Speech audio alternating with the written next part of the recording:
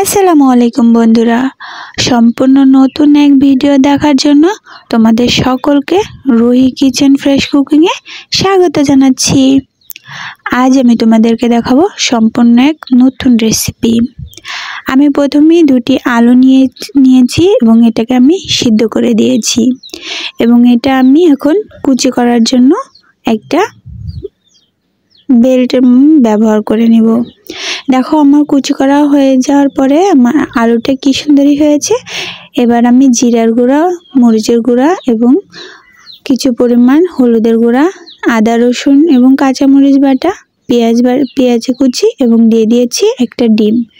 এবার দিয়ে দিব আমি 2 চামচ বেসন। এটাকে আমি এবার খুবই সুন্দরভাবে হাত দিয়ে মিক্স করে নিব। এখানে তোমরা নুনটাও দিয়ে নিবে। এবার আমি একটা তাওয়ায় তেল গরম করে আমি এটাকে চামচ দিয়ে খুবই সুন্দরভাবে উপর থেকে ডিমের মতো করে ভেজে নিয়েছি। তোমাদের আমি ওপার দেখাতে ভুলে গিয়েছি, তবে তোমরা ওটা নিজেরাই পারবে।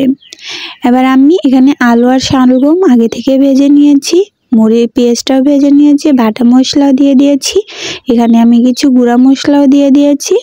এবার সব মশলাগুলো একসাথে অ্যাড করে আমি এটাকে খুবই ভালোভাবে কষিয়ে নেব। এবার আমি মশলার ভিতরে আলু আর শালগমটাও দিয়ে সুন্দরভাবে কষিয়ে নিয়ে একটু পানি দিয়ে দেব সিদ্ধ হওয়ার জন্য।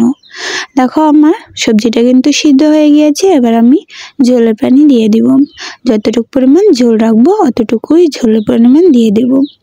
পানিটা যখন বলক উঠবে তখনই আমি সেই চমলক্ষ ডিম ভাজি দিয়ে দিলাম। তোমরা বন্ধুরা এভাবে রান্না করলে কিন্তু খুবই সহজ এবং সুন্দর লাগবে।